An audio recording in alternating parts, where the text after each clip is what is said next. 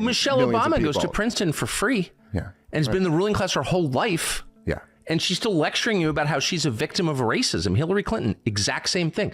Goes to Wellesley, spends her entire life in the ruling class, and she's still whining about how she's discriminated against. Why are they doing that? Yeah. And did you ever see, they'll have like pictures of side by side, but it'll be like pictures of like Jimmy Carter's house and Obama's house. Exactly. And it totally represents something about the like corroding of our soul. In a white neighborhood, you should be required to live in the hood if you're Barack Obama. And if you're using that card. You use that card. The only reason you got elected was because of your race. You spent your entire 8 years inflaming race hate in our country, and then you go to Martha's Vineyard, the whitest zip code in the world? Not allowed. Wait, what did he just say? You could almost feel the silence in the studio after that one. Tucker Carlson's guest completely obliterated the mainstream narrative surrounding the Obama legacy.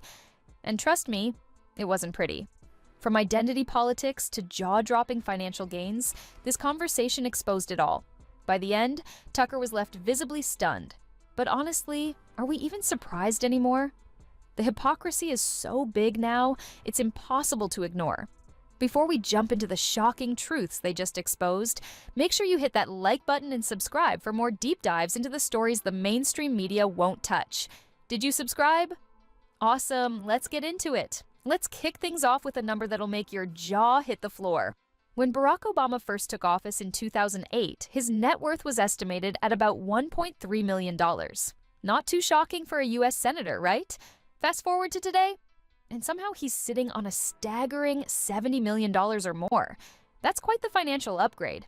And of course, we're all supposed to believe that this windfall came purely from book deals and speaking fees. Yeah, right. It's not like there's a secret web of influence, favors, and financial back channels making things happen behind the scenes, right? But don't stop there, because it's not just Obama. Tucker's guest really went deep, breaking down how identity politics has turned into one of the most lucrative industries in modern history. And guess who's been cashing in the most? You got it. The Obamas, the Clintons, and the Bidens. It's like a goldmine of victimhood. And these families have figured out how to turn it into a multi-million-dollar industry. Now, here's where it gets truly absurd. These same people, the ones who lecture the country about privilege, systemic oppression, and inequality, are the ones living in multi-million-dollar mansions in places like Martha's Vineyard and Hawaii. Barack Obama's campaign in 2008, first of all, it was just leaving how you feel about the guy aside, it was an amazing campaign. It was unlike anything that had ever been run before. It was genius. Yes, it was totally brilliant. It was now, of course, it wasn't what they presented it as. It wasn't like a grassroots campaign. It was, let's sort of like elect the black guy and get past the race stuff. I loved that. Well, especially because that was his message. That was his message. And let's get past the race stuff. I love that. He goes, then I think essentially what happened, and it was around Obama's re-election campaign, this is where things really went off the rails in this country, was that he got in there and continued and expanded all the worst of the Bush policies. Oh, of course. And so they almost had nothing to run on, and so they decided to pivot to a culture war instead. Seriously, Michelle Obama claims she lives in fear for her daughter's safety in America, yet she's dropping millions on beachfront estates? Are we really supposed to believe she's struggling like regular Americans? Last time I checked, most of the so-called oppressed don't live in $12 million mansions on private islands. Many of us still live in fear as we go to the grocery store or worry about walking our dogs or allowing our children to get a license. I mean, just imagine. Aren't your girls driving? They're driving. Yeah. But every time they get in a car by themselves, I worry about what assumption is being made by somebody who doesn't know everything about them. The fact that they are good students and polite girls, but maybe they're playing their music a little loud. Maybe somebody sees the back of their head and makes an assumption.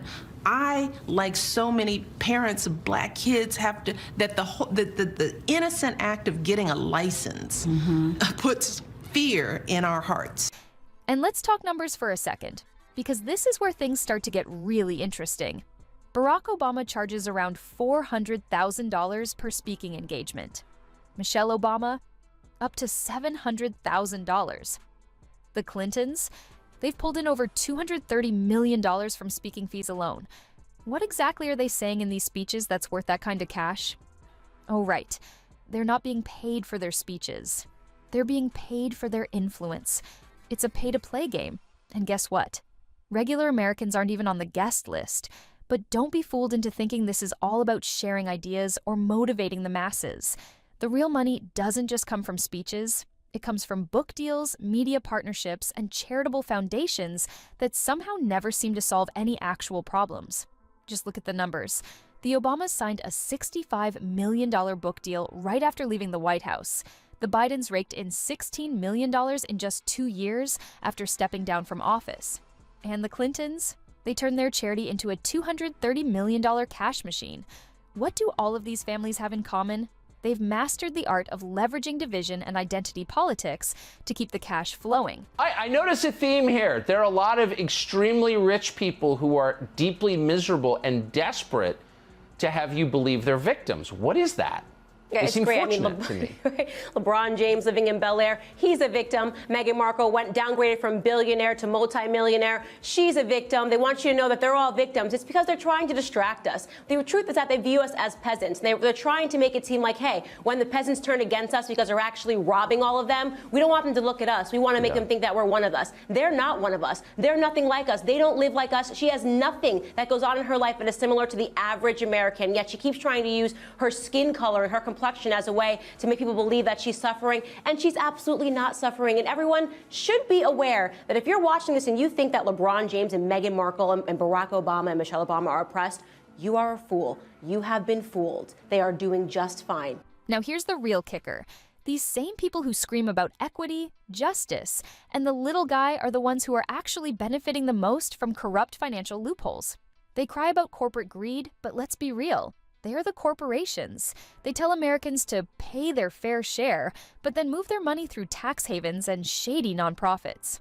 And don't even get me started on their hypocrisy around climate change. These people talk endlessly about saving the planet, but somehow they're all flying around in private jets to their multi-million-dollar estates without a single care. See the pattern yet? At the end of the day, this isn't about fighting for the oppressed, battling systemic inequality, or creating real change. It's about money, power, and control. And Tucker Carlson's guest just laid it all out unapologetically for the world to see. So here's the big question. Are people finally waking up to the truth? Or will the media continue to run cover for these elites while demonizing anyone who dares to speak out? Let me know what you think in the comments below. If this video opened your eyes, hit that like button and don't forget to subscribe. Your support really means everything. Thanks for watching, and I'll catch you next time.